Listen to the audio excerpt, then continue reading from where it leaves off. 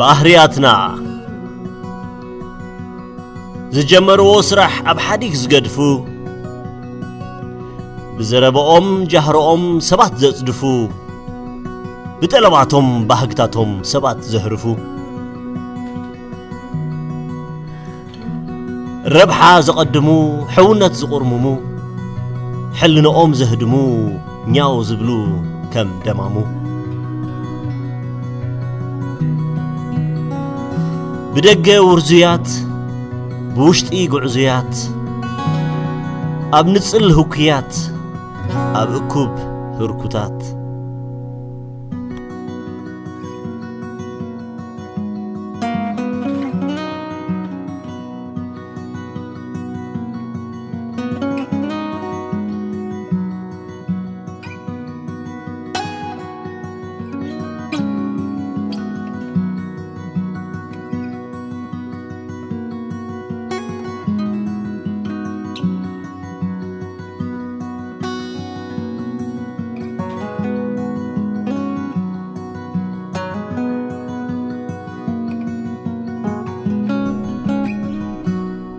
ንረብሓ ዝመሓዘው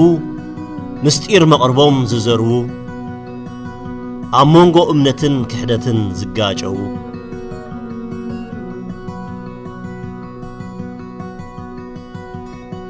ኣብ ክልሲ ሓሳብ ዝጋልቡ ኣብ ተግባር ዝግደቡ ኣብ ጉዕዞኦም ምኽንያት ዝልቅቡ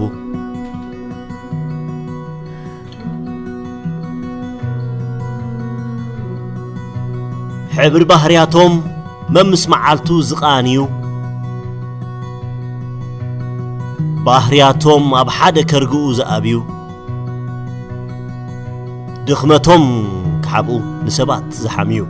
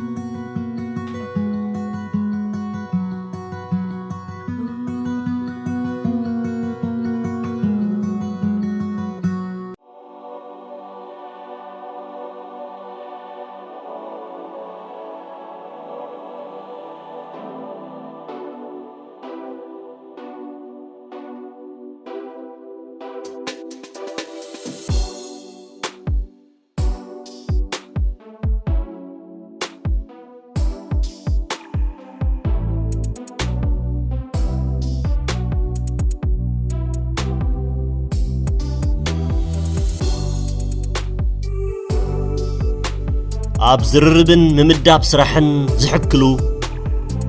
ድሕሪ ስራሕን ውራይን ዝኩሓሓሉ ንጡፋት ክመስሉ ብምኽንያት ዘተሃለሉ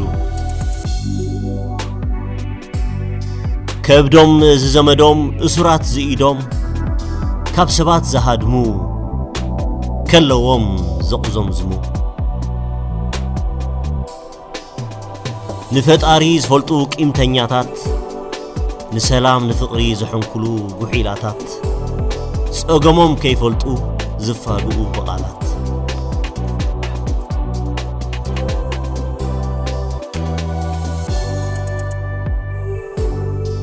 መዓስ ዝሕጎሱ ዘይፍለጡ መዓስ ይኹርዩ ሃንደበት ዘፋጥጡ ቁም ነገርን ዋዛን ዝሓናፍጹ ስምዒታቶም ዝሓብኡ ዘረበኦም ዝገትኡ ኣስናኖም ጋቢዞም ውሽጦም ተንኰላት ዝዘርኡ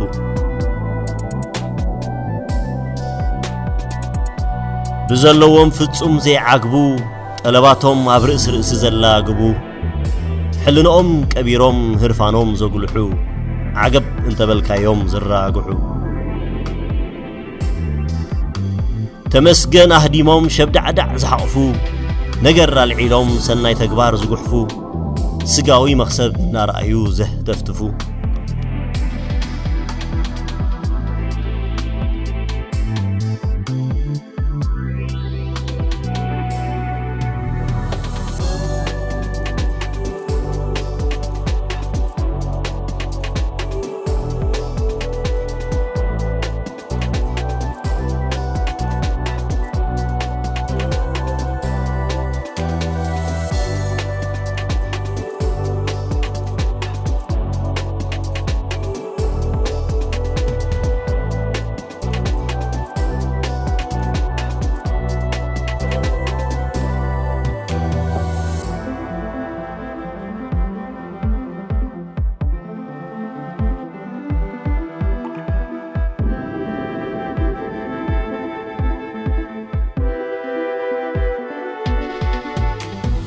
كل حسابهم من قسقاسهم مسرب حاز سرعو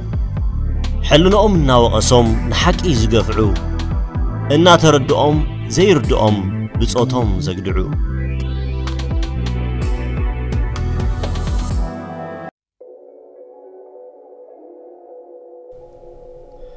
إنا فلتو زسكتو زدقسو نربحهم انت خوينو زخمسمسو صعرين تلوو مليسهم زقمسسو سأن مقنعهم نقرات زكاوسو